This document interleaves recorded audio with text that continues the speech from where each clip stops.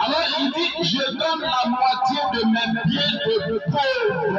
Ce qui veut dire qu'avant, il n'avait même pas pitié des pauvres. Avant, il ne se souciait même pas des pauvres. Avant, il s'en foutait des pauvres. Avant, il escroquait les pauvres. Parce que lui-même, il était un publicain des impôts. C'est la vie de Jassé. Bien-aimé, tu peux te forcer à abandonner le péché. Tu peux te battre contre le péché.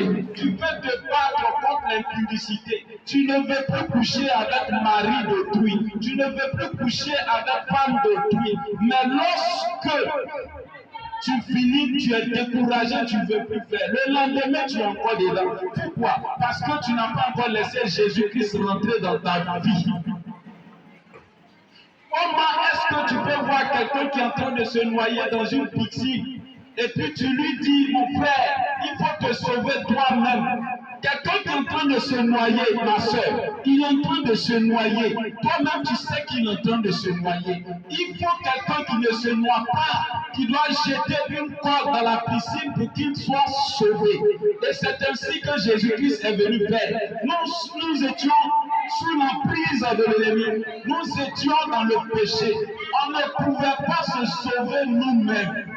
Raison pour laquelle quand tu finis, le jour on t'attrape entre les mains du mari d'autrui, on te frappe, arrivé à la maison, tu pleures, tu dis non, je ne fais plus ça. Mais le lendemain, tu es dedans. Pourquoi? Parce que tu es en train de te noyer. Et la seule personne qui peut te sauver de ta noyade, c'est Jésus-Christ. Et Jassé, lui, il est en train d'escroquer les gens. Souvent, il voyait que c'est un pauvre, mais il est obligé de l'escroquer. Pourquoi? Il était obligé parce qu'il y avait cette nature en lui. Il avait la nature pécheresse, la nature adamique. Il ne voulait pas. Mais le lendemain matin, quand il se lève, il est obligé d'escroquer les gens. Et quand il a croisé Jésus, il dit, il est en train de se confesser, il dit, mais le roi des rois, le Seigneur des seigneurs, je ne pensais pas qu'un jour j'allais te croiser. Mais aujourd'hui, je t'ai croisé. Aujourd'hui, tu n'as pas regardé de telle manière que je t'ai. Les gens étaient en train de m'injurier. Les gens m'ont jugé. Les gens ont dit que je suis méchant. Les gens ont dit que moi, je ne partage pas mes biens. Mais à partir d'aujourd'hui, dès l'instant que je t'ai vu, ma vie a quasiment changé. Parce que toi, tu n'as pas regardé de la manière je t'ai. Toi, tu m'as accepté. Alors, la bonne nouvelle, c'est quoi? La bonne nouvelle, c'est que Jésus ne regarde pas de la manière tu es. Jésus ne regarde pas ton apparence. Jésus ne fait pas d'acception de quelqu'un. Jésus, tel que tu es, c'est de cette manière-là qu'il va prendre, c'est de cette manière-là qu'il va t'accepter et il va changer ta vie comme il a changé la vie de Jassé.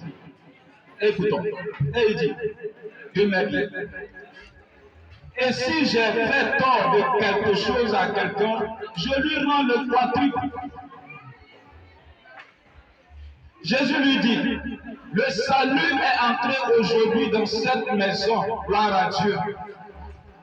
Jésus dit à Jassé que le salut est rentré aujourd'hui dans cette maison. Est-ce qu'il y a quelqu'un qui m'entend? Jésus dit à Jassé que Jassé, aujourd'hui le salut est rentré dans ta maison. En un mot ou en d'autres termes, aujourd'hui Jassé, ta vie est sanctifiée. Aujourd'hui Jassé, tu as une nouvelle vie. Chez toi à la maison, dans ton corps, dans ton esprit, je te purifie. Je pardonne tous tes péchés. Chez toi à la maison, à partir d'aujourd'hui, ta maison ne sentira plus de péché. Ta maison ne sentira plus d'odeur d'adultère. Ta maison ne sentira plus d'odeur d'escroquerie. À partir d'aujourd'hui, le salut est rentré dans ta maison. Et en d'autres mots, ça veut dire que la vie de Jassé est sauvée. Son âme est sauvée. Jésus-Christ a pardonné ses péchés. Sa nature pécheresse là, Jésus-Christ a chargé sa nature là ce jour qu'il a croisé Jassé. Jassé l'a croisé Christ. Il dit, le salut est entré aujourd'hui dans cette maison. Il dit, dans cette maison. Dans la maison de qui? De Jassé. Parce que celui-ci est aussi un fils d'Abraham. Car le Fils de l'homme est venu chercher et sauver ceux qui étaient perdus. Alors, bien aimé, ce soir, si tu te sens dans l'histoire de Jassé, parce que nous avons entendu l'histoire de Jassé, nous connaissons l'histoire de Jassé, mais ce soir, si tu as entendu plus l'histoire de Jassé, il faut te dire que aujourd'hui, ce n'est pas à Jassé que Dieu parle. Ce n'est pas à Jassé que ce message est adressé. C'est à vous et moi. Nous qui vivons sur terre, nous dont Dieu nous a fait grâce de rentrer dans ce train de 2023, c'est à nous que Dieu est en train de parler.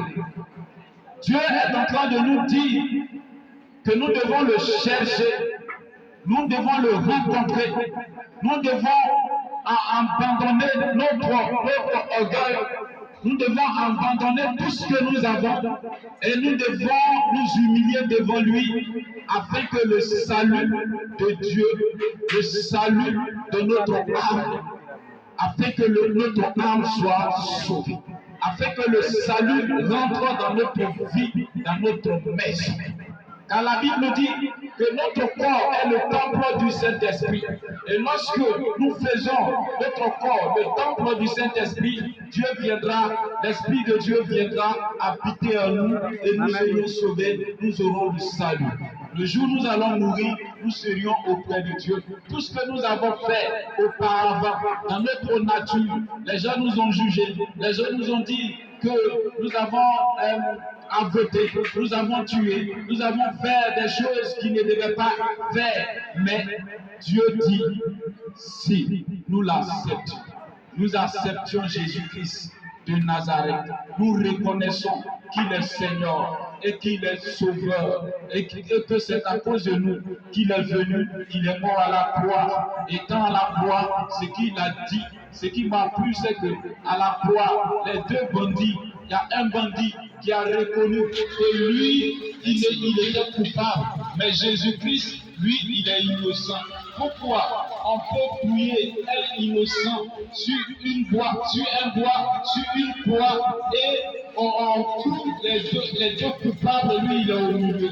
Lui il ne devait pas être tué, il ne devait pas être crucifié. Jésus dit, sur ta parole, ce que tu viens de dire là, à cause de ce que tu viens de dire, à cause de ce que tu m'as reconnu, que je suis le Seigneur, je suis le Fils de Dieu, je suis innocent de cette sentence-là, à partir d'aujourd'hui même, je rentre dans le royaume de mon Père avec toi.